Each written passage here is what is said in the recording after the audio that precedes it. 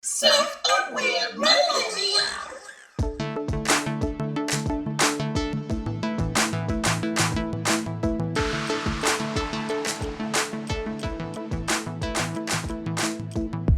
Hello, everybody. Welcome back to another episode of the Self-Aware Millennial. I am your host, J.Mix.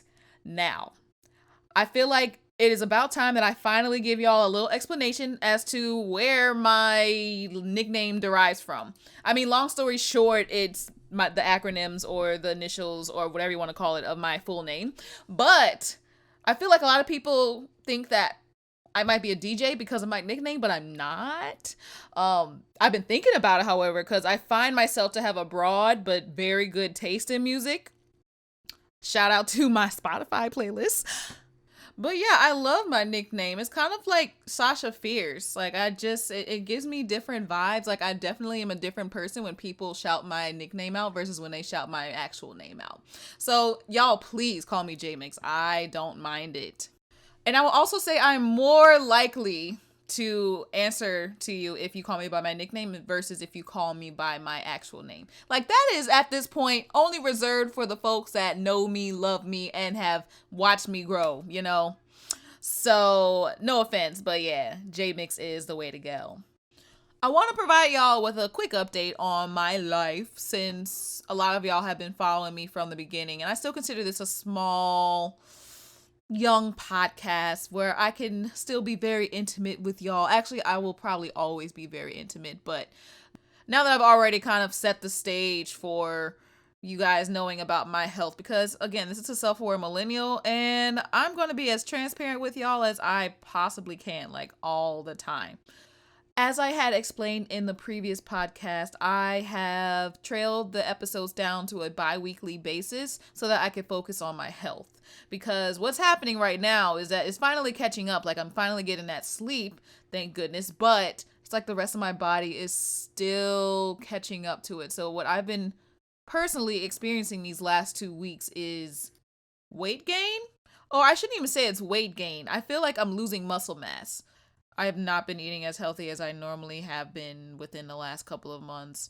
And I'm trying to get back into eating healthy again and drinking hot teas and drinking much more water, because also what has happened is that my face has broken out into crazy blemishes and zit situations only on the right side of my face though. The left side of my face is clear and as transparent as I am with you guys. So I've been monitoring that. I know that it's coming from stress, so I'm just trying to trail everything back once again. And I really don't want to have to deal with this once more, so I'm hoping that by the time I am able to start doing weekly shows once more, that this won't be a thing again. I don't appreciate that this is happening to my body, but I'm thankful because it's giving me a physical indicator that I need to slow down. I feel like I would not do so if that were not the case.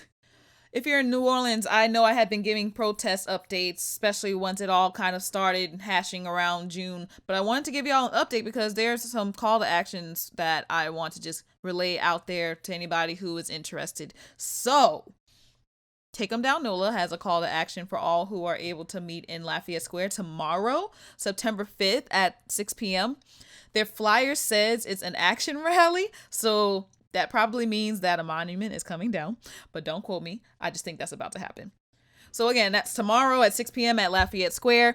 And the other call to action is happening on Tuesday, September 8th at 10 a.m. with the New Orleans Workers Group out at Duncan Plaza. They are calling to renew evictions, I believe, for Louisiana and New Orleans residents. I believe the Trump administration is already doing a moratorium on evictions, but they still want to go through with this rally, so y'all make sure you're out there if you are interested. Seriously, the more bodies, the better. And considering that there's still evictions happening in the middle of a pandemic, it's ridiculous. So, as most of y'all know, I'm a singer, actress, musician, dancer, model, writer, creative of all different things. I get to showcase that a little bit on TSAM's platform, but I want to showcase that a little bit more so that I can hold myself accountable to maintaining my other talents. because I've realized I've unknowingly suppressed him to just get this podcast off of his feet. I've recently been trying to break through this artist block that I've been on for months at this point, and I want to write music again. So I'm going to be focusing on that in the next couple of weeks. Side note, I do not care for my studio singing voice really versus my live singing voice, so I will definitely be focusing on instrumentals till I'm confident I want to lay down a vocal track. But since this is my podcast, don't be alarmed if I end up giving y'all a little sample every now and then. Actually, I'll give y'all a little something as I'm introducing my guests. How about that? Before I introduce my guest, I want to give a quick shout out to my friend Aaron Bernard, who suggested this next topic. The topic that we will be discussing today is colorism and light skin privilege. And again, this is a very vast, large conversation, but I'm so confident and ready to be discussing this with the next two guests, Monica Harris and Martin Batts Bradford. Monica R. Harris is a theater artist and a stage, TV, and film actor. She is a theater arts graduate of Loyola University, New Orleans, Wolfpack, whoop. Native of Angeles City, Philippines, she immigrated to the United States with her family when she was 3. She was raised in a small town just outside of Fort Worth, Texas, before moving to New Orleans in 2003. And Martin Batts Bradford is an actor, writer, filmmaker, teaching artist, and host of Fly with Bats podcast.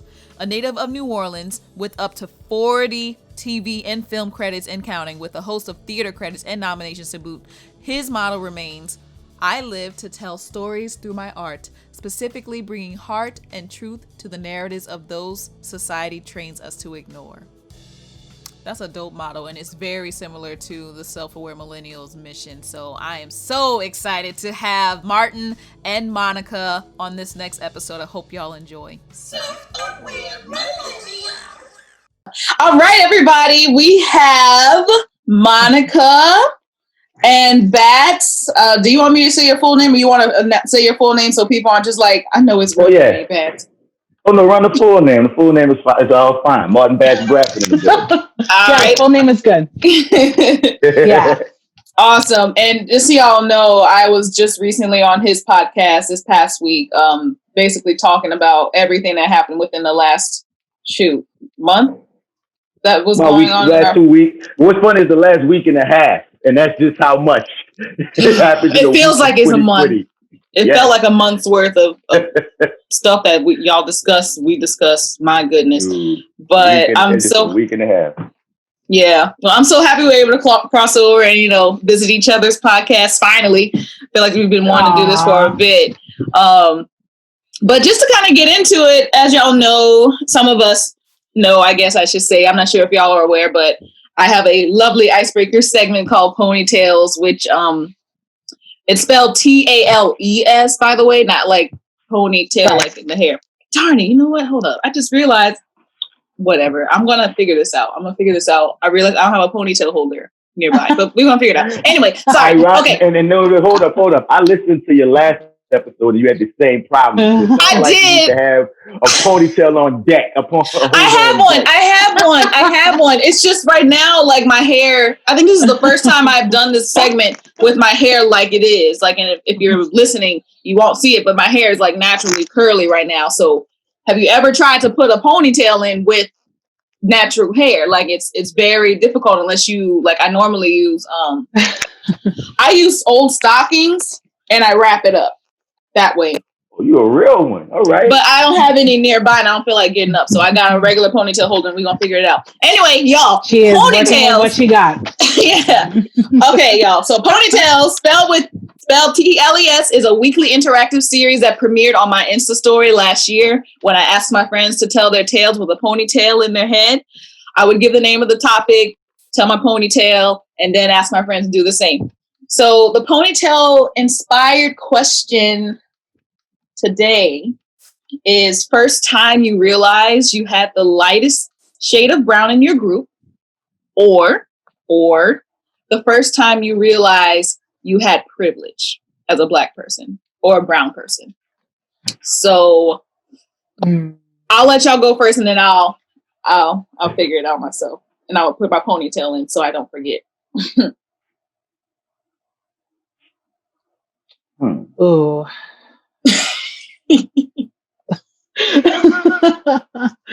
Well, I'll start.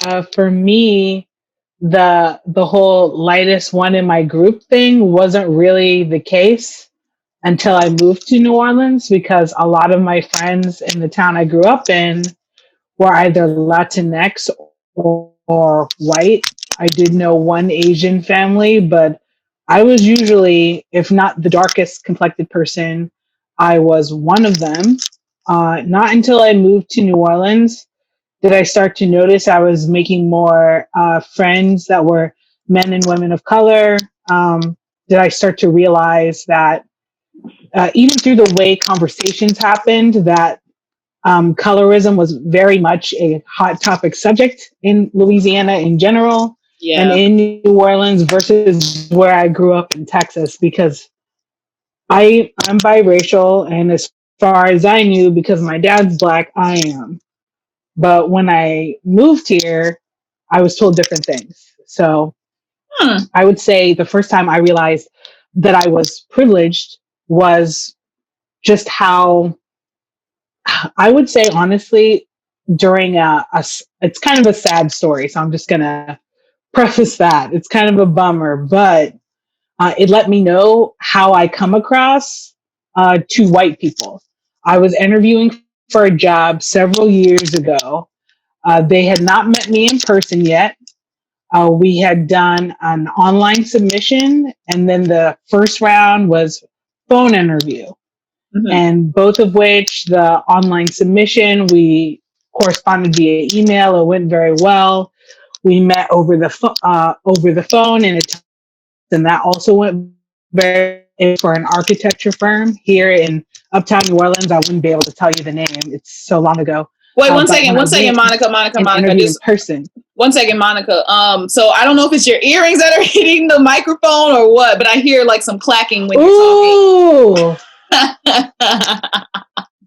Let me take it off. Hold on. It happens. I was like, I didn't know what those clicking was coming from. I was like, I've heard those clicks before. I was like, is that?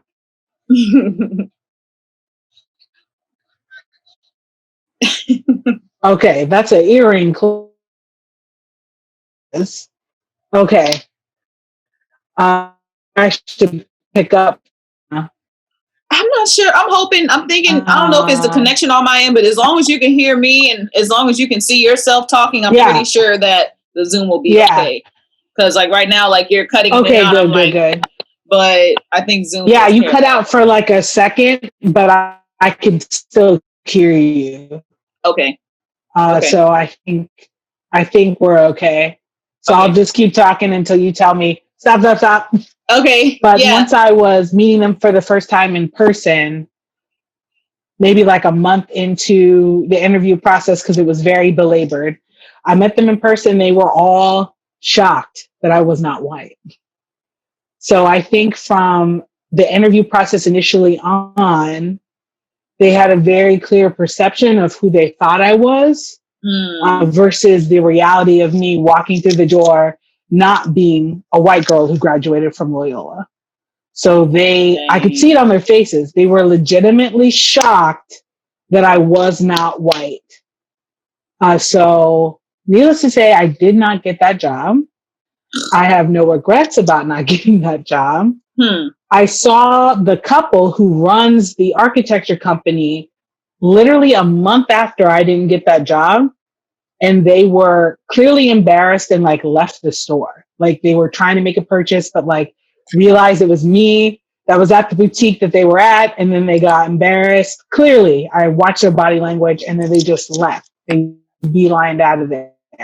Wow. So even though that's a sad story, it is very clear to me that they thought that they were trying to, I guess, weed out anyone who wasn't white, and they were unsuccessful because they perceived me for whatever reason, maybe the way I talk, maybe the way I carried myself in both processes of the interview. They just assumed I wasn't white, that I was white. So by the time I came in, they were visibly, physically shocked. There was no denying it that I wasn't white. So that's the first time I realized I had privilege, at least in the realm of how I converse and how I interact with people. And it was something I never thought twice about, other than little kids when I was little teasing me for the way I talked, you know? Gotcha. But in a real life adult situation. That's the first time that it ever happened to me. Wow. My goodness. So that's my ponytail. Thank you. Yeah. What about you, Martin? Like it's a funny because for me, I've never like you asked when did you realize you were I was never the lightest in the group. So that's never been a thing. And growing up in New Orleans, like you said, like one of those things that I would hear all the time growing up is, "Oh man, you cute for a dog boy, you handsome for a dog boy," and growing up at the time, you don't know that's an insult as a kid. You know what I mean? Because you're surrounded by all these people trying to make it seem like it's okay. That's all right. As if being dark is an issue. But then it's funny that like when you get into like the privilege of it all, like being a dark skinned black man, it's almost like I'm the archetype for the black man, and that comes with all the positives, not all the positives, a lot of positives, quote unquote, and a lot of negatives, quote unquote, because like. For one, like my thing about privilege, I had this friend of mine, he's lighter skinned than me. And he wasn't even like the lightest of the lighter skin. You know what I'm saying? But I remember he used to we was cool. We were like besties, but like I used to have to catch the bus. And I remember the first time he did, he picked me up from the bus stop because he saw me and I was like, oh, that's cool of him. Okay, cool. So he'll school me up and that was a cool thing. So I remember one day I'm in the car with him and he legitimately tells me, and I'm thinking he legitimately tells me that he doesn't date women that are darker than a paper bag. I don't know what made him go on that tangent, but it sounded like some like that's the type of ish that you heard that your grandma might have heard or your mom might have heard. So for me to be in maybe 2003 in the car with this cat, he's talking about the girls he actually said that for verbatim, which means that he must have heard that from some older family member over the years. And I'm sitting there, and this is where my privilege part come in, because I'm like, absolutely, I'm dark skinned, and you're telling me this. Like, I don't have a dark skinned mother. Right. So I feel like you just completely just disrespected me by even saying this and feeling that you was comfortable enough to say this. But I think in his mind, since, there's a lot of black men that might not think this way, or maybe he's been given passes, he didn't take that in. And I remember that's a story that's set with me for a minute, like the nerve. So when I think about it, when I think about privilege as a dark skinned man, some of that even falls into the fetishism, like fetishism. You know what I mean? Many of the people whether you're talking about lighter skin or even white women, like they want the dark skin, but I'm also the scary motherfucker. I don't know if I can curse on this podcast, but no, you can curse. You can do whatever you want. You know what I'm saying? So it's just funny. I was thinking about that too. But it's fun, like all the stereotypes come from me, because being a dark skinned man, I've been pulled over so much. I get all the scariness, but then it's so sexy, and it's so mysterious, and it's so exotic. So it's just an interesting, and I'm a man because I know a dark skinned woman has a whole other journey. You know what I mean? Part of the reason my mom even left New Orleans was because how heavy the colorism was for her in the city. So it's an interesting conversation in general, especially when Monica brings up being in New Orleans, So yeah. Yeah. And she said, as she was saying, as Monica was saying, she didn't even encounter that until she got here. And I think me growing up here, it was always something I thought that just happened everywhere. Like everyone was aware of it as a black person, whether they were light or they were darker, but obviously that's not the case. And what's sick about it is we can be, first off, there's a lot of us that's not aware of colorism for whatever reason, can put a word on it. And then when we are quote unquote woke to it, we are not even always realizing how embedded it is or how many things we're so used to that fuel, even when you're trying to be better. Right. Well, thank you for giving your ponytail. I appreciate it. Got you. My ponytail, the first thing that I thought about, obviously I was the one that thought about this question, so I had something in mind. It was that's my privilege of being able to figure out what the ponytail is going to be. But what came to mind for me, for some reason, always comes back to the fact when I was younger, a younger girl, I would say maybe 6, 7, 8 years old or whatnot, I felt preferential treatment when I was at my church. My church was a Baptist church. Okay. in the middle of the city.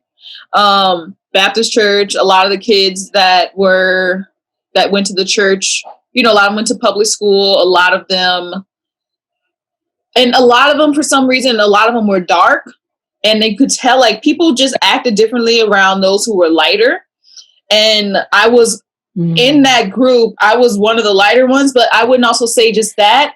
I also didn't talk the same way as they did. So I felt like there was another disconnect in not necessarily humanity, but like I felt as though maybe, because the thing was like the adults were telling me, oh my gosh, you speak so well. Or, exactly. They would like, the adults were the ones that were saying this, and the younger kids who I guess they didn't consider them to speak nearly as well, like they would look at me and just get upset because they were like, well, what about me? And so like knowing that, like me almost feeling guilty about that because I want to be included with the kids, but knowing that because I can't help the way that I speak, and considering the way that I speak, it was more what they would consider preferential or privileged, in like a privileged standpoint, like they would choose me over them when it comes to like maybe being like a speaker for, I don't know, Sunday school or the Sunshine Band that they had in my little church or whatever, like little stuff like that. I don't know. Right. So I think that was the first time I realized that I think it was a mixture. It was a mixture of my skin, because I definitely was one of the, like, I wouldn't say I was the lightest kid in that group of kids, but like I was like, of the spectrum, I may have been like maybe under like one other girl or one other kid. There wasn't many folks from what I can remember that were pretty light-skinned when I was there. And then as for privilege wise, I was also going to a private school.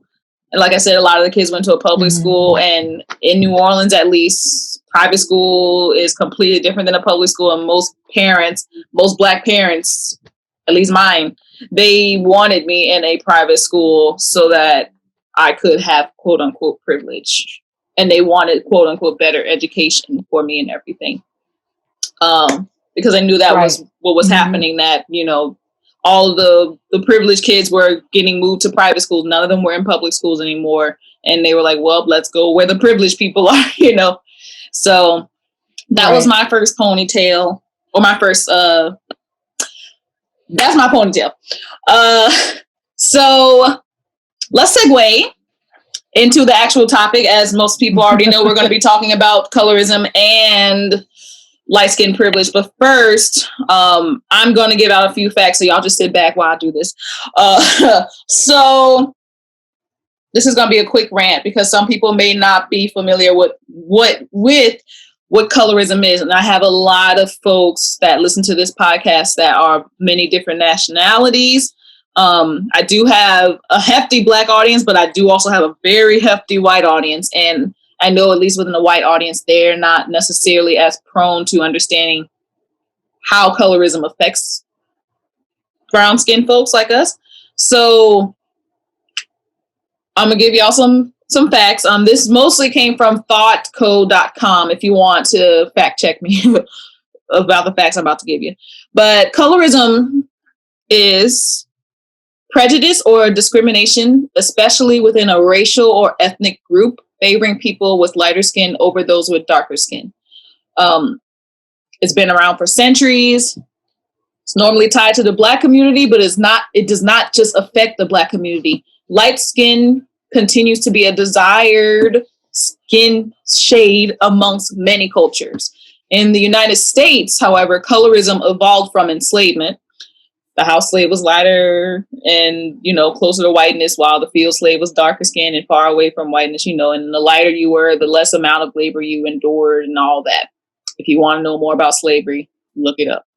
Anyway, whitening creams, however, continue to be bestsellers in the US, Asia, and other nations. So, I mean, before I continue, I didn't realize whitening creams was a thing.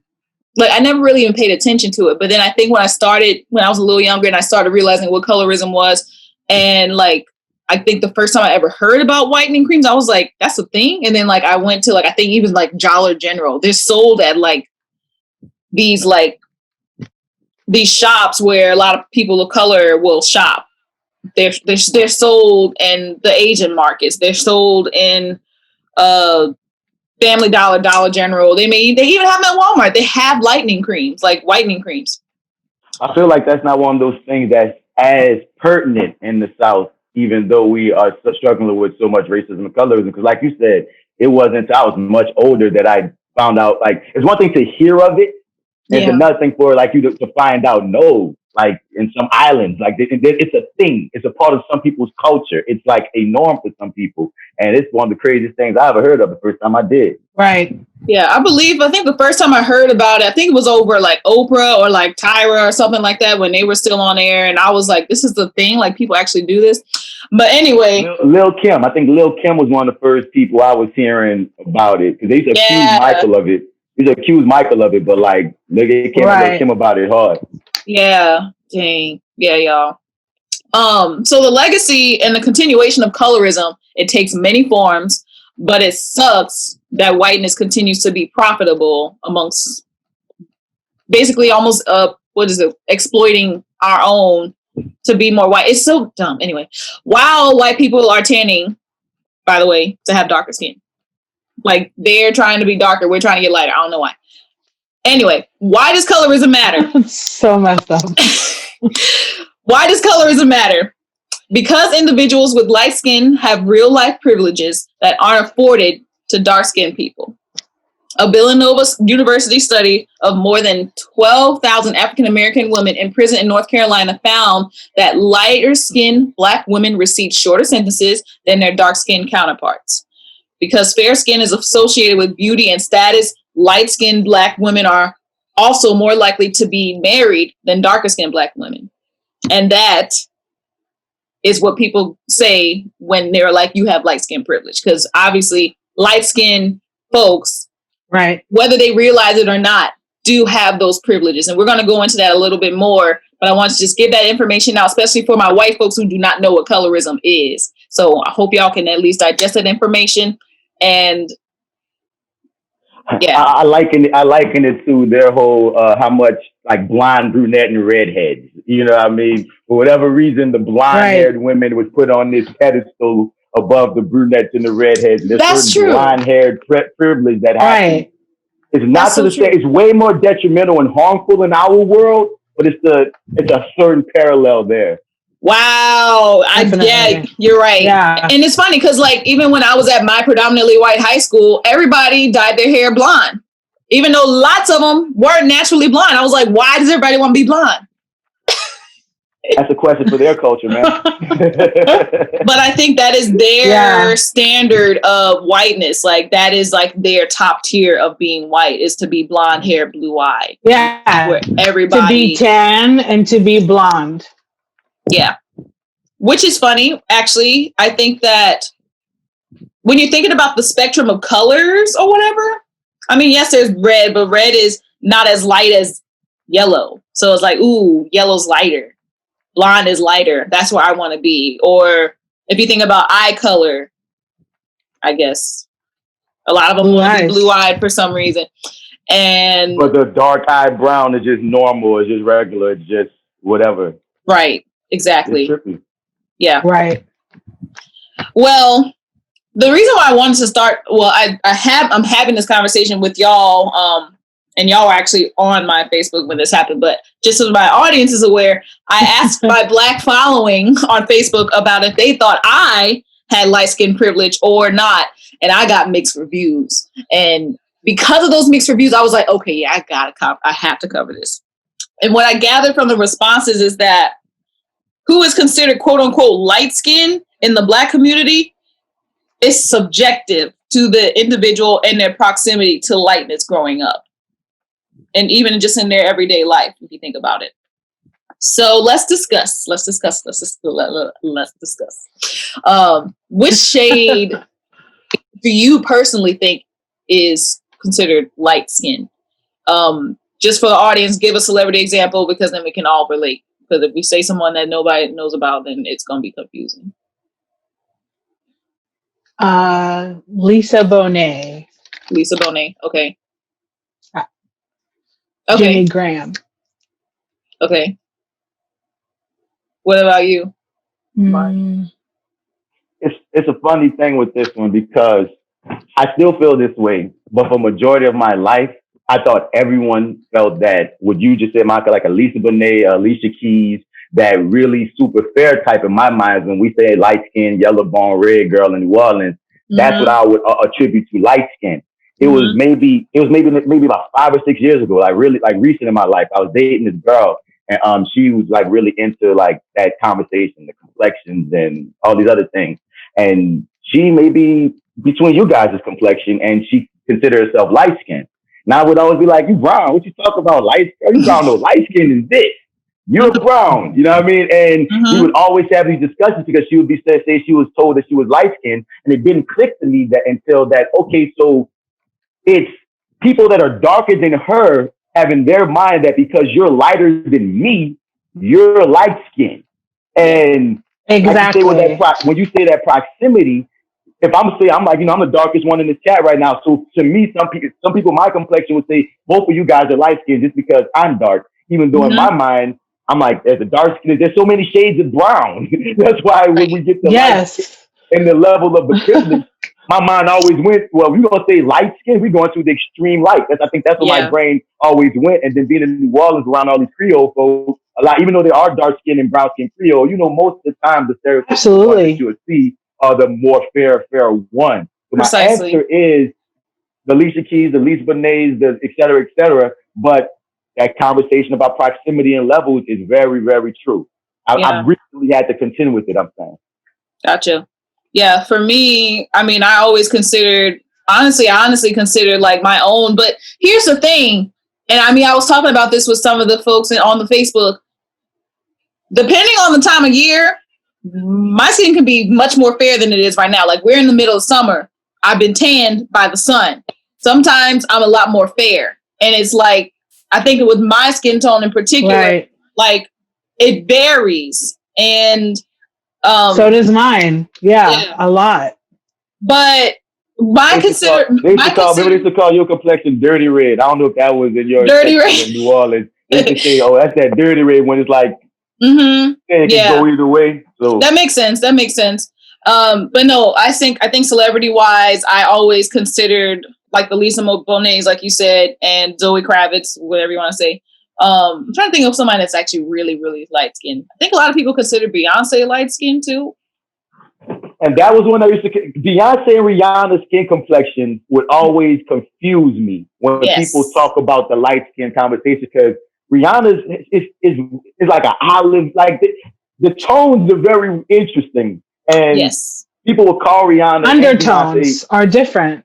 Yes. Yeah. And with my mind is still fixated on Zoe Kravitz, Alicia Keys and stuff, I was still in my mind be like, well, Beyonce and Rihanna are closer to brownish, but I understand why they're considered light skinned. It's just funny. I think, honestly, personally, I think with Rihanna, it's because of her eye color. People want to, like she has almost. Yeah, she's got light eyes. Yeah. And so people almost consider her more, I guess, light skinned than, I'm trying to think of another celebrity that's like around that same complexion, but without light eyes. I don't know. Cardi, no. Nicki, no. Yeah, no. Very interesting complexion, yo. Like, I'm trying to think of like another. Yeah, she has olive undertones in her skin. Yeah. So let's say it like this: your complexion is very similar to Rihanna's. Honestly, me. Your complexion, when I'm looking at right now, I agree. I agree with you. And your eyes are darker. Mm-hmm. And people probably would consider her lighter than you off of that. Just off of you saying that right now. Just because of her eyes. Yep. And then Beyonce, I think, only because for so long she has had that auburn hair, or like the her hair color that she chooses to like represent. Yeah. Though her hair color is naturally like my hair color from the old videos I've seen of her and like, Kelly and them, like, at the beginnings of Destiny's Child, you can see that her hair is much darker. It's like brown. It's like dark brown.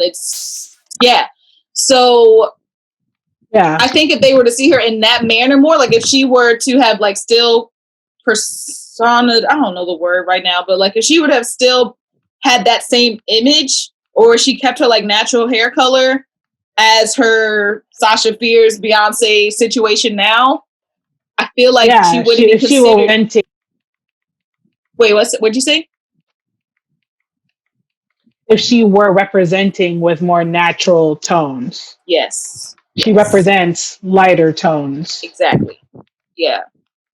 Mm-hmm. So that's who I personally think light skin, like, and I think again, it's because I'm from New Orleans and I've seen some really white looking black people that are just super like Creole, and you'd have to look twice. Like apparently my great grandfather looked like that. I mean, I've never seen a picture of him myself, but apparently that's what he looked like. Actually, to the back, I have seen a picture, and yes, he did look like, but whatever.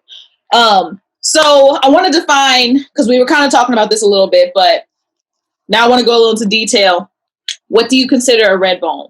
Like person wise, like texture wise? I think that said.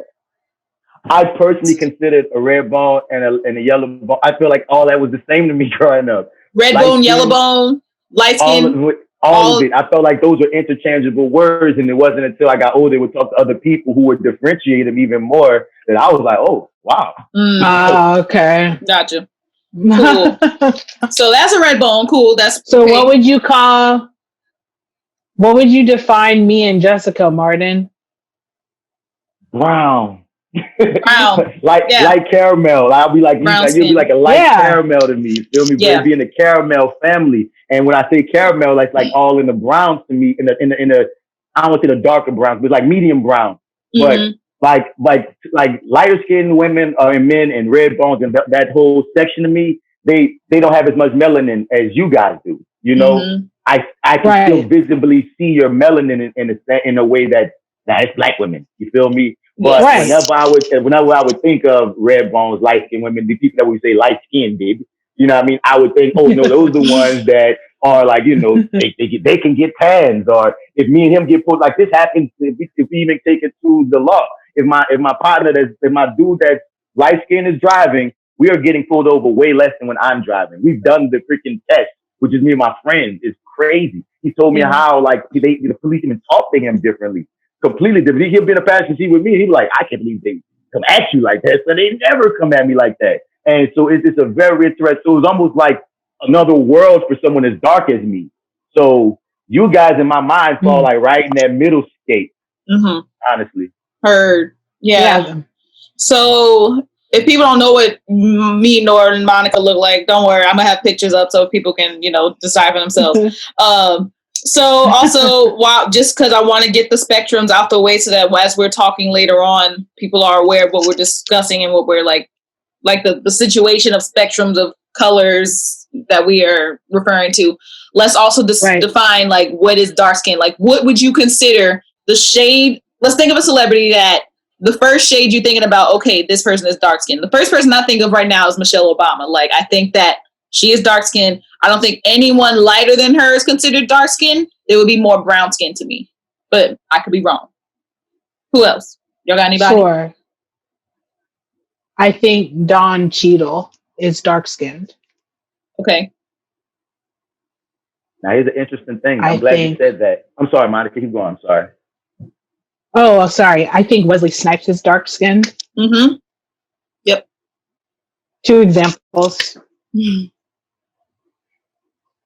I was about to say I totally agree with your guys' examples. We could say like Tyrese, but I would say the same girl I was telling you about that illuminated me about the shades, right? Mm-hmm. She said that she felt that Tyson Beckford was dark skinned, and I never considered the model Tyson Beckford as dark skinned, as in that arena. Like he's a darker caramel to me or something if we go into the shades.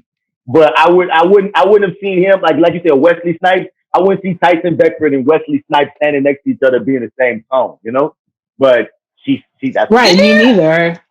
So yeah, no, Tyson definitely is a little lighter than Wesley for sure. Wesley's darker. I'm looking at that, but I can see Tyson, but it may just also be because of the shade that I am, and I'm just like, I'm comparing it to my own. Right. Right. And I wonder what a white person might think about Tyson. Would they think he's dark skinned? You know? Right. See, this is why we having this conversation, because again, it is subjective. Yeah. Yeah. Is the barometer yourself? Right. Like, are you always your own barometer? Right. So, whether you're realizing it consciously or not. Yeah. I did want to put one comment out there by one of my Facebook friends, Therese. She said a really good point the other day, and I wanted to highlight it because she said, when I see people that are my complexion or a bit darker call themselves light skinned, it immediately lets me know that they spend the bulk of their time around people who are darker than them. And I feel like for me, I've had that instance where like sometimes people will compare their skin tones to me that are darker, that I would consider darker than me. Maybe they have darker undertones or something. And it make me think and it makes me question like my own complexion sometimes. So, but she made a really good point that if someone is, that might mean like, I think that's what Bat said earlier too, that they spend the bulk of their time, or they like were around people that were darker than them for most of their life. And so they, they had this awareness of themselves that they were lighter. That's how they associate. Yeah. Mm-hmm. And that awareness part is scary to me because I don't go around thinking that much about that. Mm-hmm. Me neither. Like the only time it comes to mind is when someone brings it up or it's imposed in some kind of manner externally, and then okay, I'll react to it. I have my own, opinions on it. But like, I don't go around thinking, oh, look at these. I wonder how many light-skinned people in the room, how many medium-skinned people in the room. I'm not thinking that when I enter a room or when I meet a person. Yeah, me neither. That's true. But people do. Yeah, but I mean, that's the thing. Like, sometimes it's not like, because I know for me when that was happening, it wasn't necessarily that I was thinking about it when I got in there. It's that there were other people coming up to me, treating me certain ways, and they weren't treating the other ones that way. And I'm like, okay, why is this? And so like the only thing I could think of was because of maybe my skin color. But obviously there were definitely more things in place. But I know that may have been one of the reasons. Let's not forget also in our city, there's some Creole families that want to keep the quote unquote bloodline clean or whatever. Yep. And they don't want their quote unquote kind dating darker skinned people. Me as a dark skinned man, I've dated Creole women who parents wasn't happy with that or grandparents weren't happy with that. And that's another time when I would run into like, oh, okay. And the opposites attracting is very human. So I would get hit on a lot by these fair complected women who mom and daddy didn't necessarily want me dating their daughter. Mm-hmm. So when we talk about people being hyper aware of complexion, some people's family have that ingrained in them to care about because it's part of like their credo or something, Yeah. Well, perfect. This is like kind of going into what I want to talk about now about our dating preferences, especially in the Black community. We see a lot of the same like heterosexual couples where the light-skinned person is the woman and the dark-skinned person is the man. And not even consider like even in the Black community, but like when you think about interracial relationships, you don't necessarily see more. You see more white women with Black men than you see Black women with white men. And maybe I'm wrong. Maybe I'm wrong about that. But like, I think like I feel like I just never see it the other way around. Or maybe it's just in media or what they want to show us that they feel the norm. They feel like this is what is desired. I don't know why. But I guess this also kind of piggybacks off of the episode I did a couple of episodes ago about dating preferences and, why we consider being involved romantically with certain cultures versus others. And then if you want to go in even further, like yeah, it's like, yeah, you want to date a black person, but you don't want to date a black person. You just want to date, like, you know, someone that's fair skinned. Like, there's all these different things. So I wanted to ask y'all. Yeah. Do you find yourself more attracted to light skinned black folks than dark skinned folks? And be completely honest. And then I want to know after that, who did you end up, or I guess this is kind of the same question. Who did you end up dating, wanting to get to know, versus who did you end up strictly just fucking? It's true, because some people will just like keep others around just for a certain purpose, and not for like, you know, for happily ever after or whatever. Like, there's definitely, I feel like, a desirability. I can't speak today. Y'all start talking, because I can't speak right now. It's okay. Well,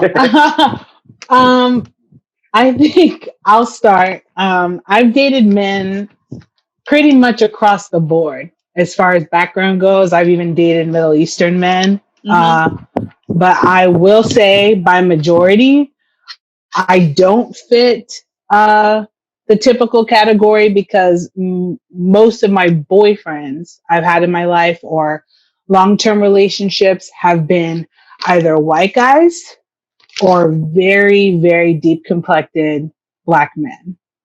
It's rare that I am ever interested in anyone even in a similar complexion ballpark as me. It's usually white guys or very dark complected black men. I mean, my father is a black man. So I grew up in a biracial household.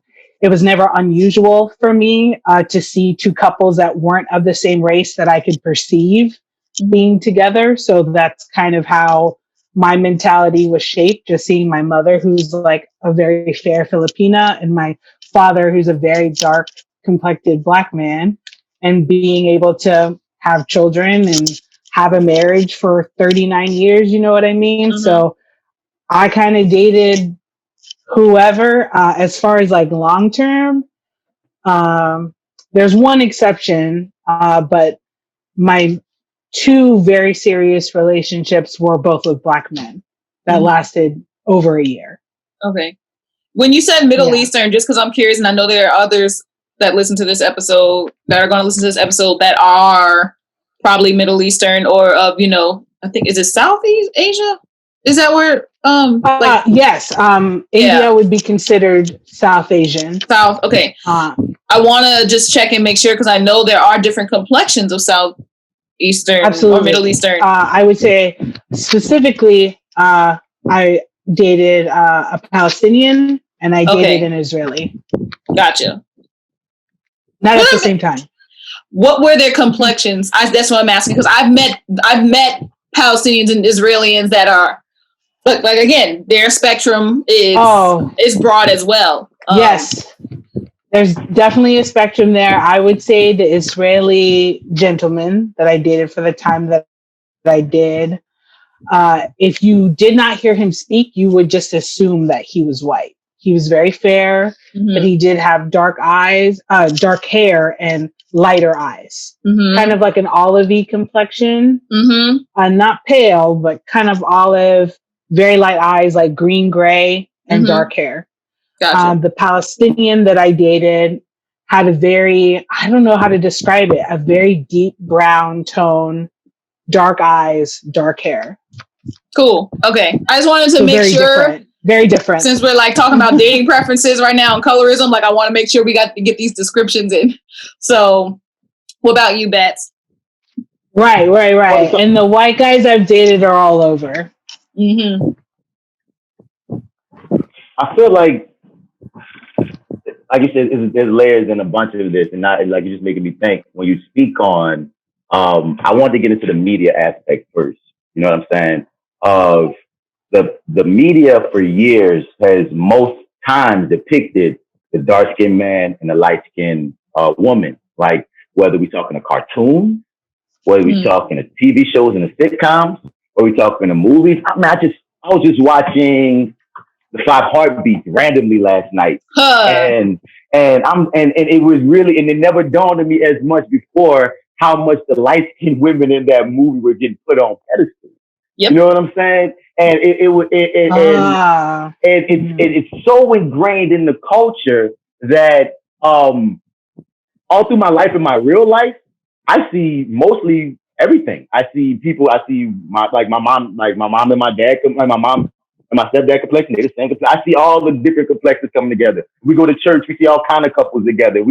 So it's like, but when you look at TV, if you look at most things in magazines and TV, it's usually the dark-skinned man and the light-skinned woman. You know what I'm saying? And that is a thing because, like throughout my life, I've always like found, I just look at your face. If you're pretty to me, you're pretty. I don't care if you're light and pretty. I don't care if you're dark and pretty. Pretty is pretty is pretty. I love pretty. So, but I wonder in my unconscious, because it's like I've had more quote unquote light skinned girlfriends than dark skinned girlfriends. As far as messing around, having fun, I've had fun with everybody. Yeah. But like, because someone taxed me that before, because I remember like I had two light-skinned girlfriends back to back, and someone accused me, and it was like, "Oh, you must just like them light-skinned girls." And I've always felt like, no, I was like pretty, you know what I mean? Like I never subscribed to it, but just by the fact of, and again on top of it, like I said earlier, some of them will come at me on a level of I just feel like that opposite attracting thing of, especially like I said in New Orleans, that Creole culture. I feel like their parents keep telling them, don't date that kind of guy. They're gonna gravitate to that kind of guy. That's kind of the way psychology works. So like some of that played a part in it too. But I just wonder how affected have I been and not realized it, because I would never consciously be like, I want that woman over that woman because she's light. But who's to say when you get that condition and that much media splashed in your face, where are you gravitating without even realizing it? You know, you just made me think about that when you're talking Same about for it. me. Yeah. You know? Yeah. I remember, I mean, when you were just mentioning that, even in the media, I know this isn't a dating situation, but like, I don't know if y'all seen the Proud Family or like freaking Martin, like, they always have like the lighter skinned person as the main whatevers. And then they got their little black friend, like darker skinned black friend as like the best friend, or like the best friend. Like, yeah. Always. So like, what's her name from the Proud Family? They had Penny Proud, but then they had like her best friend. Damn. Deja. Darn it, I can't remember her name. Her name. It's not Deja. Khadijah. Something. Oh, that's gonna drive me. It'll come back to me. I was also thinking about Gina and Martin. Pam. But you know, again, like folks like that. I don't know why I can't think of any, you know, guys. Her name was Deja Nate. Deja Nate. Deja Nate. Yes. Lord. But that's just it's almost an archetypal thing that they do and that they present to us. And it makes you wonder, because like as an adult, I get more aware of these things, but as a kid, who's to say, like, if you keep on, like they did the test with the dolls, you know what I mean? But even if you get into the colorism aspect, it makes you wonder if you as a little black boy or girl keep getting told that this is the setup, this is we should be looking at, this is what's pretty, this is what's pretty. If it's curly hair is pretty, light skin is pretty, light eyes is pretty. You know what I mean? If you keep getting fed that, you know what I mean, you're going to create a legion of people. Not everyone's going to be the same, but a lot of people are going to subscribe unbeknownst to themselves that they're getting some kind of trauma done to them by the box. The box is right. It's about subliminal. Yeah. Now I realize, I mean, this is still obviously an issue, especially here in New Orleans, but I know it's also a thing that happens around the entire world. But I guess in terms of our own community here, how do we overcome these biases that have been ingrained in us non-consensually? Really, if you think about it, how do you think we can overcome those biases? I mean, when I interact with people socially, I'm kind of off the cuff when it comes to how they speak to me and like how it makes me feel. Like, for instance, one time I was like waiting to go inside a bar back when that was a thing where you could go into a bar safely. And there was a gentleman standing outside, and maybe he thought I was cute and he wanted to have a conversation. he thought he was complimenting me by telling me that I'm pretty because I'm mixed. Like, I'm clearly mixed. There's no way I can't be. And he loves that because he thinks mixed girls are the prettiest. And I was like, excuse me? I disagree. Yeah. I know what you're trying to do, but let me talk to you for a second and tell you why that's problematic for me to hear. Because my dad is not mixed, and I think my dad is the handsomest, best, everything ever on this planet.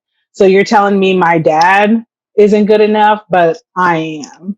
I don't agree with you. Sorry. Right. So Like for your me, dad was the one even that though I created can't you. undo everything, right. It's like I'm pretty because of my father and my mother. Like, Yeah. not one side favoring the other. Like, I am me because they existed and loved each other, you know? Yeah. So even though I know I can't undo every person's mindset that I meet, if I hear something, I'm going to say something. Like, I don't care if it goes one ear out the other. Maybe somebody else will hear me talking and it sticks with them. You know what I mean? So even though I know I can't personally upend it all, I can at least function in my world the way that I want to be interacted with. Like, Yeah. if someone says something to qualify my hair, I get told all the time that I've got good hair. And I'm like, well, what's not good hair? Your hair's Right. not good? I don't agree. What makes your hair not good versus mine being good? I don't agree. And being able to talk about that and having a heart to heart with that person, even though they're saying it like just nonchalant, they're not thinking twice about it. And I'm like, hold on, let's unpack that for a second. Mm-hmm. And sometimes it doesn't work, sometimes it does. So that's Right. how I go about it.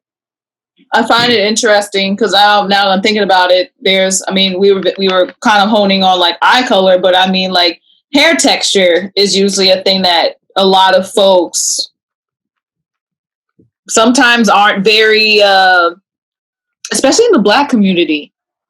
Like, there are some really good wigs these days, and sometimes you can't even tell if it's people's real hair or not.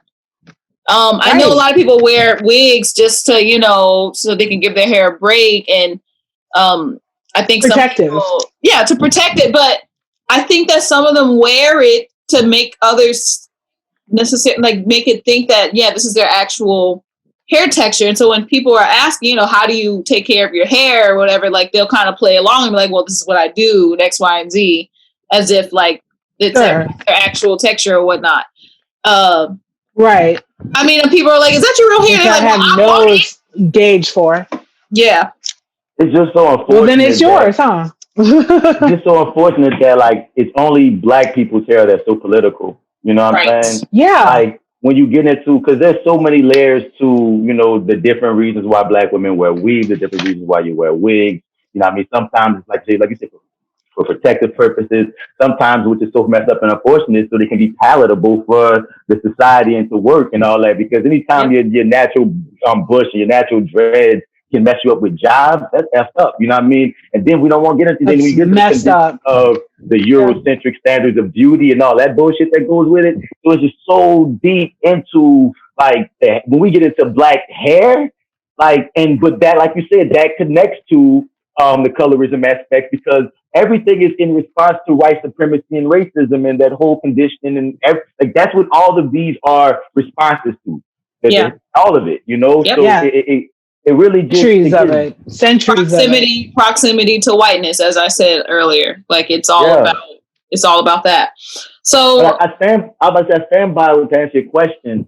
The changes in the conversation. You know what I'm saying? Like, we're having this conversation right now on this podcast. There are a bunch of other podcasts, a bunch of other people talking. We have social media. We have people in the schools. We need to start educating because when you think about it, the term privilege wasn't something we heard in elementary school. You know what I mean? That was over time, these certain terms became new to a culture and to our society and whatnot. So I feel like as we become more sophisticated, we need to introduce these aspects of this is colorism. This is why it's bad. I used to always make this joke on Microsoft Word. If you type in colorism, they put a red line under it as if it's not a real word. Now it's like, see, that's the problem. I don't know if it's still there, but as of maybe 2 years ago, they were still, if you type in colorism, they don't recognize it because it's not real to them. And it's very telling to say that in our community, the way, like I said, the dark skin and light skin and the privilege, and you know what I mean, how some dark skinned women feel like they get treated like dirt, they get presented like dirt. Most of the bad stereotypes about dark skinned people, about dark skin, about black people, I should say, gets attributed to dark skinned men and dark skinned women. And then since I have male privilege as a man, dark skinned women, they just get tore up. And it's so messed up and unfortunate. You made me think of the word exotic, Monica, when you somehow that guy was trying to give you a compliment by saying your mixedness made you attractive. And that's when, like, we think about when people try to use that term exotic, when they really just trying to say mixed. They trying to say proximity to whiteness. You know what I mean? And I'm saying dark skin people can be exotic. Exotic is just about beauty. It's just about, to me, you know what I mean? If I say the word exotic, that means it's a beauty that I'm not used to seeing. Color and complexion has nothing to do with a striking beauty that I'm not used to seeing. But for whatever reason, the coded language has become light-skinned beauty, mixed-looking beauty. Stuff like that needs to be done away with moving forward. Exactly. You know? Exactly. Yeah. So, and it's never made me feel good. Not one time. It's like it's like telling me I'm cute for a dark skinned boy. It's the same feeling. Yeah. Like, what am I? It's like you're thinking about all the other, like when people say that, I'm like, well, what about all these other folks that I know that are beautiful and darker than me, like more beautiful than me? Like, I think about them. I'm like, why are you saying this? How can you like say that? How can you say that? And I think, like, at least, I mean, I'm not the darkest of the dark, but I'm not the lightest of the light either. But I do feel like I have a privilege in a way that I need to make sure that I'm speaking up for those darker than me that are that are not present. It's kind of like when I tell white people, like, speak up for us in our absence. Like, I need to be speaking up for them in their absence. So, like, everybody has a role, has a role to play in destigmatizing this racialized society. So absolutely, you have to acknowledge it. Yes, you have to acknowledge it in order to move past it. You have to face it in order to move past it. Perfect. Until we're all willing to have that conversation and hold each other accountable, we're going to continue to run into that. Even if you don't come out of the conversation having changed somebody's mind, you had the conversation. Yes, it's important. Yeah. And what happens is if one person starts the conversation, and it may not be successful, it may not even be good, but like somebody else at some point they're going to come across that conversation again. If this conversation just keeps happening, you know, eventually it will become a common conversation where you're going to have to, you're going to have to face it. So to kind of trail us all back to what this podcast is, the Self-Aware Millennial, and self-awareness and mental health and all that. What did we learn, do you feel, about our self-awareness in this discussion? Like, what did you personally feel? Wait, before we get to that, I want to touch base on something that we didn't talk about. Yeah, go ahead. And it's, when facing privilege, many times we get defensive. You know what I'm saying? And one thing that I've noticed, we see it all the time in these racist conversations. When we try to get white people to be aware of their privilege. A lot of them, the first time, is to be defensive. And I've noticed that when we talk in these colorism conversations, some of my light-skinned friends get defensive. It's like, I don't have privilege as a light-skinned person. And I just want to get them to understand, like, no. And then they might bring up, well, you as a dark-skinned person, you get this and you don't get that. And they make fun of us. And they have all these things that they get really defensive. And I want us to be always aware that when we're having conversations of privilege, if you're the one that may be privileged, it's not personal. You know what I mean? But all these people can't be lying. And I just want us to be very aware of when we're getting defensive. At this point, light skin privilege ain't a myth; it's a fact. You know what I mean? And us saying that you have it, or not saying that you're dirty. We're not saying that you're evil. We're not saying that you're wrong. We're not even saying that you're being intentional about anything that's favoring you. We're just saying that we live in a world where things are favoring you, and we need you to be aware of it. And it would help to acknowledge it too. Acknowledge it. Acknowledge it. Help us destigmatize, dismantle. Let's get these things truthful. But I don't want to ignore that part of it, like that we have interpersonal like battles with each other, even still, of acknowledging that colorism exists. Yeah. Even within acknowledging that.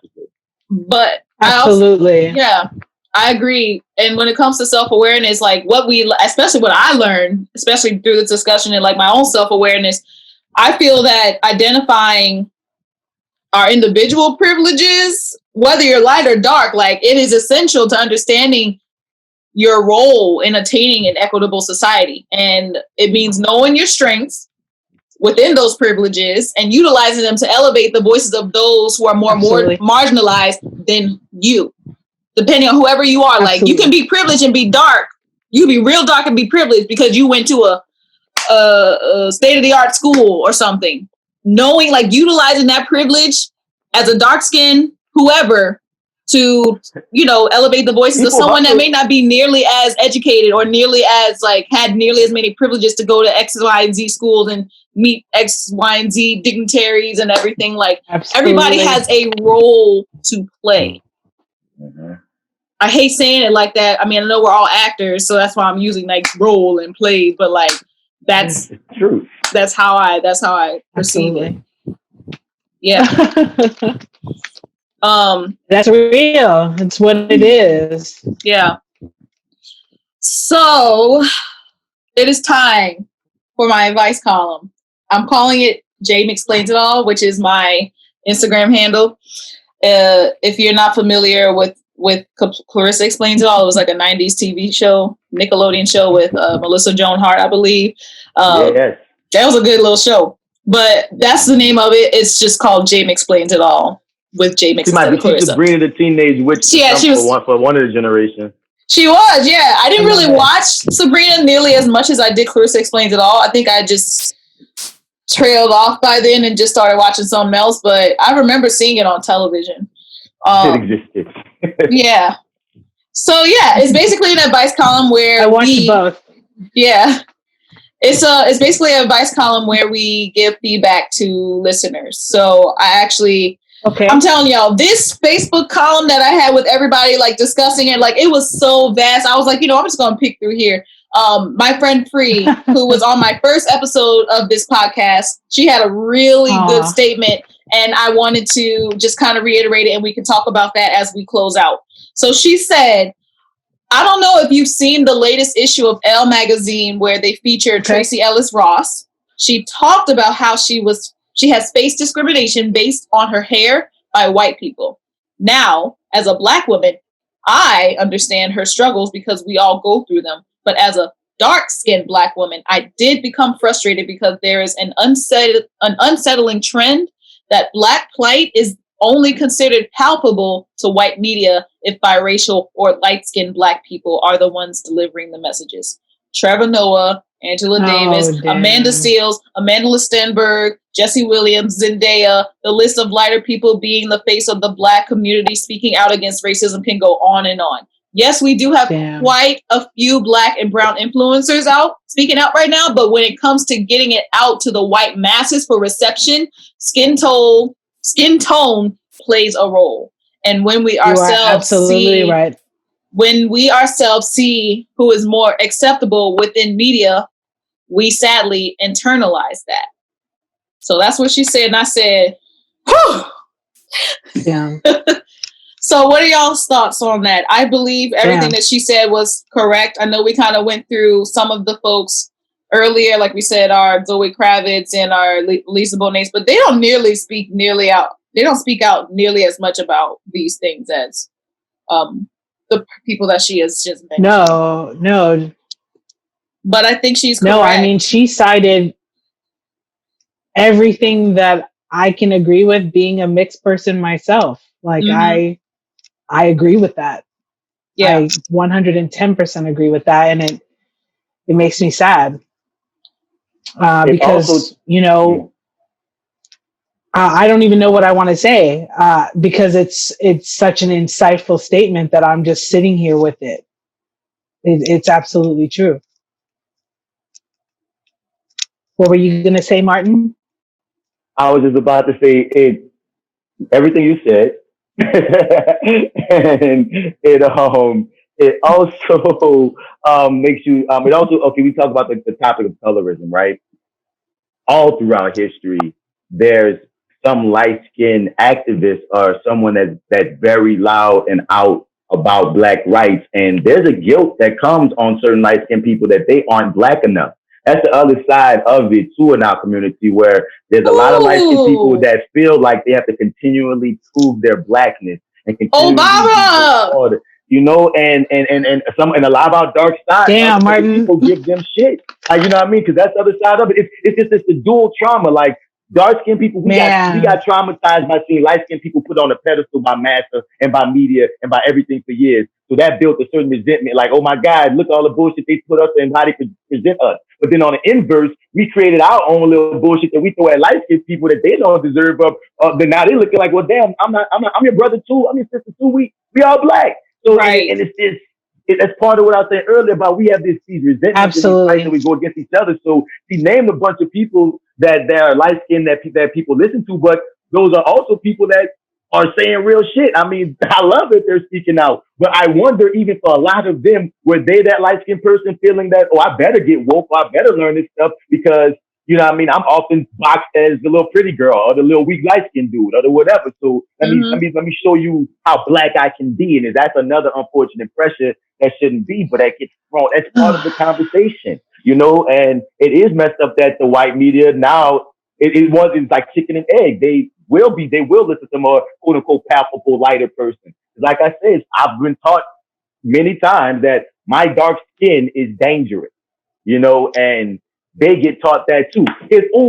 You just spoke about it on our last podcast, J.Mix. I want to bring this up here to talk about in the DNA, the DNA of how, like they say, how racism and colorism can be in black people's DNA, and how in the same vein, that same racism and hatred could be in white people's DNA too. Yeah, racialized trauma. And so we have the racial trauma on both ends that we have to deal with as black people trying to heal from the white supremacist angle of it, and what that poison has done within us, within our traumas and over the decades through our ancestors passing down, whether it's the good and it's the bad too. It's the trauma, and it's just so much. It's just so much. It's like my mind just started.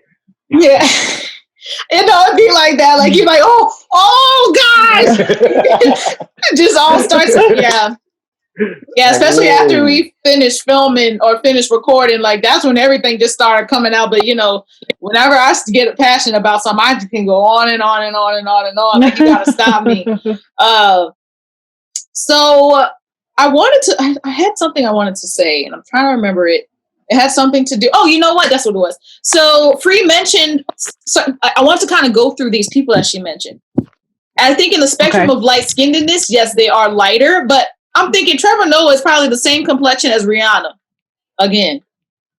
And I think that at least in when we were kind of talking about I think Trevor Noah is the Zoe Kravitz complexion personally. Really? I feel like Trevor's kind of light to me, man. He's the lightest skinned guy to me. Now Tracy Ellis Ross is as like we all look. Go look him up. Oh, you're right. Never mind. I'm looking. You're right. Trevor is a little lighter than I thought. He. Yeah, he's the lightest. No. It depends. Like he's kind of like me, where like he probably like it's you hear me. Well, I mean, like I feel like if he can tan and he looks darker, but like some of these pictures, like them little stock photos of him, like he look light. Like he looked washed out, but like then they got some of them where he looks like he has more brown undertone. So I don't know. You're right a bit, but I feel like who else did she name? She named Angela Davis, Amanda Seales, Amanda Stenberg. I can see that. That's all lights. All of that light. Amanda Seales, like all Amanda. Light. Really? I feel like Amanda Seales is like darker than people think. She be getting tan because she's just that woke. I love Amanda Seales, but she can get tan. She's in the sun. Yeah, she gets sun, but she's light to me. You're right. I guess I don't know, y'all. Yeah, she's light. I don't know. She looks like, honestly, I feel like Amanda and me, I personally feel like we have the same skin tone. But her hair is normally, again, like the Beyonce light color. So she appears lighter. But when her hair is dark, like when she has her hair like brown or whatever, like, I don't know. I'm dark. I respectfully agree to disagree on that one. Again, that shows how subjective it truly is. Yeah, it is. So, okay. Well, in that case, just I think I'm making sure we got through the. Yeah, you know what? I wanted to find out. This was one thing I wanted to find out before we close out about Free's statement. What do you think that? I think we kind of answered this already, but how can like these celebrities that she has mentioned? How can they speak about these issues without necessarily? I guess one of the things that I want to say is that they can't. It's white media that elevates their voices, right? And they can't really control that. Yet the messages that they are saying, they're valid. Like they need to be said. It's like at least someone's able to say it. At least it's getting to someone. But like, how can they also use their platform to elevate Black folks that are darker than them? Not just like, you know, like they are speaking for themselves because again, they are Black too, but like how can they speak up for their brothers and sisters who are darker? Like, should they say more things along the lines of, you know, like, I am aware of my quote unquote light skin privilege. I realize that I'm able to say things that my brothers and sisters that are darker than me aren't unable to do. Like, should they be saying these things, or should that even, I don't even know if they've been saying that or not. And I should probably do more research and just good. Some of them do. I know Jesse Williams does. Mm-hmm. I know Zendaya has gone on record as saying like, no, look, you know, I'm light skinned. I know the girl from Blackish. Homegirl. Yeah. I know you're talking about. Oh, absolutely, yeah.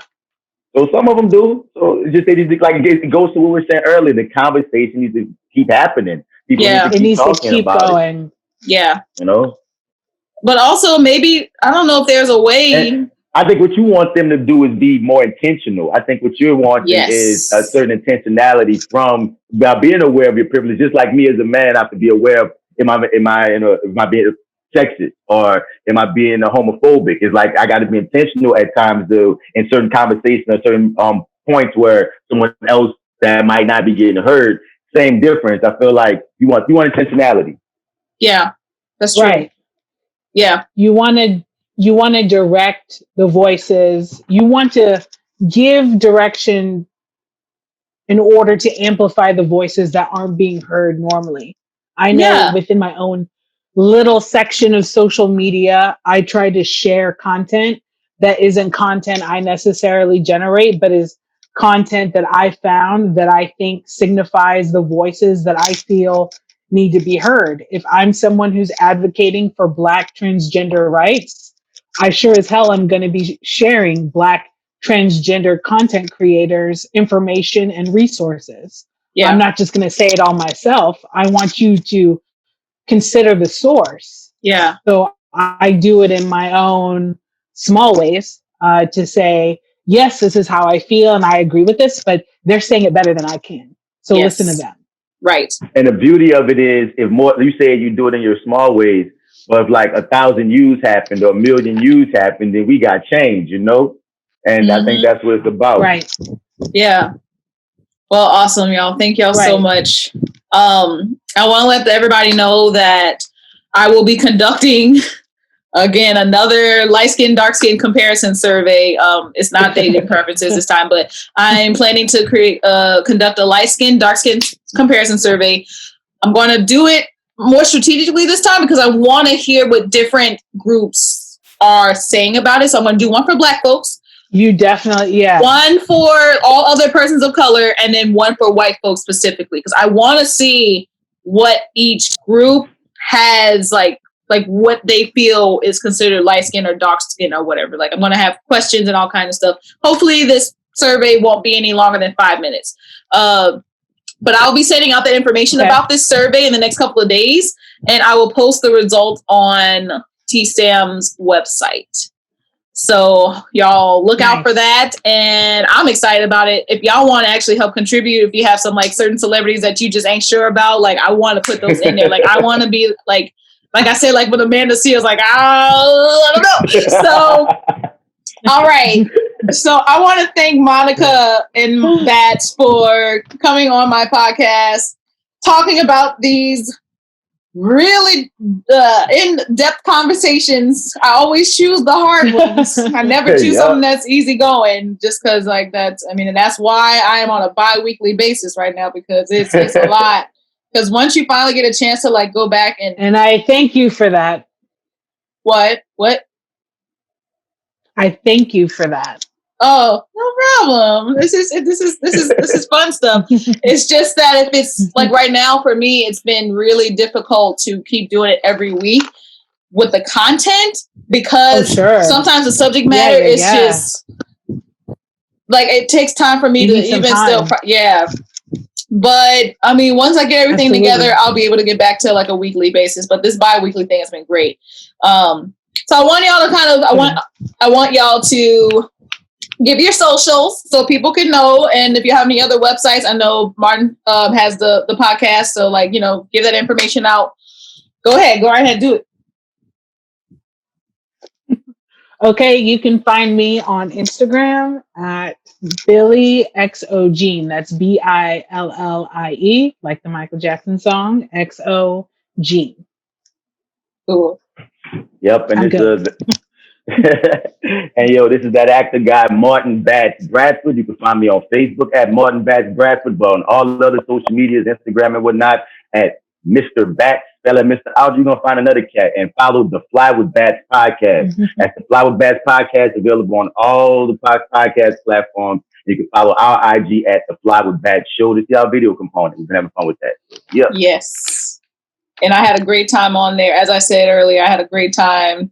Y'all could like, y'all, all three of y'all together, like y'all just know how to like keep going. I was just like, I just, whenever y'all were like, okay, J.Mix, what do you have to say? I'm like, woo, all right. No. I want to bring you back on, and I want you so freaking prepped, because whenever I'm listening to your podcast, you be going in.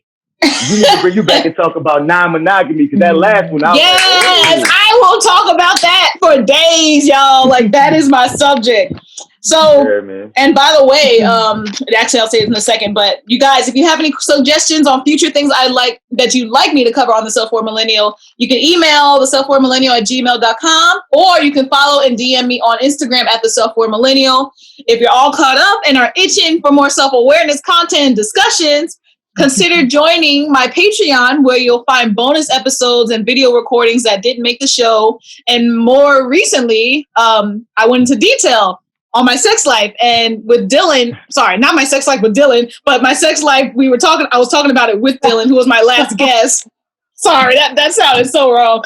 On our part 2 episode of the non-monogamy episode that we just did. So we called it non-monogamy for pros. I know the one that we had just now was called non-monogamy for dummies, but the one on Patreon is called non-monogamy for pros. So if you want to check out on Patreon, you can follow me on Patreon, subscribe at www.patreon.com/the Self-Aware Millennial.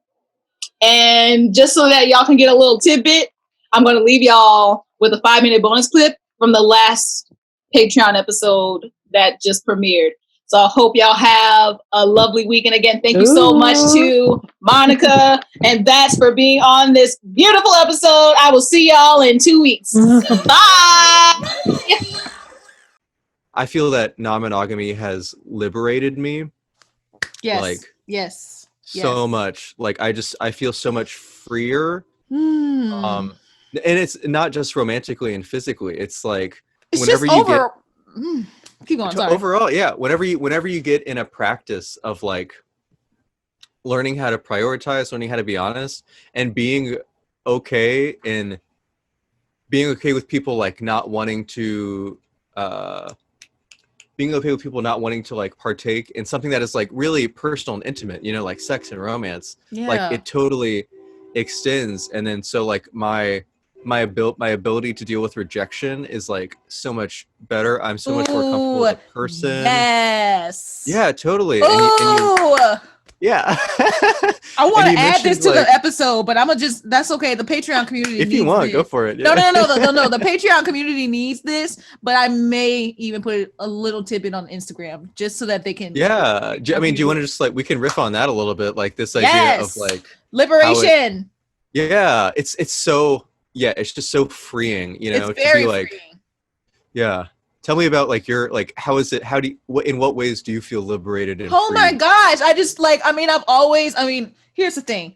I always carried myself. I'm very much like my mother. She always dressed nicely because it made her feel good. But now, most people are like, oh, you're just dressing to feel good because you have most people are like, you're dressing to feel good because you have a boyfriend or you want to get a man or da da da. But no, that's just not me. But it does elevate it. It does help. I'm not going to say that it's not something that I'm not, when I put something on, I'm not just necessarily putting it on. Like I'm mostly putting it on because I like it, but I'm also putting it on because I know somebody might see it. Like we all do it. Come on. Like, let's get real. Yeah. That's normal.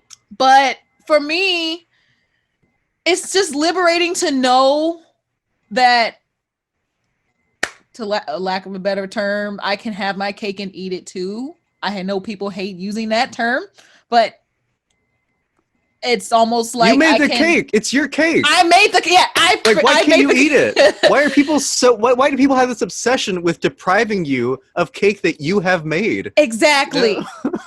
So it's like, yes, I created this cake and I'm going to show it off. And I'm going to eat it as well in your face. And you can have some too if you're fucking nice to me. Yeah, if you're nice, you can have some of that cake too. But it's like, it's like it is not. There's nothing wrong with embracing everything about yourself that you want the world to know about yourself. Mm-hmm. You shouldn't feel bad about it. What is wrong with celebrating yourself? What is wrong with, you're the only person that is living your life right now. Live it to your expectations. Live it to where you want it to go. Anything is possible. If there is a hint, if somebody,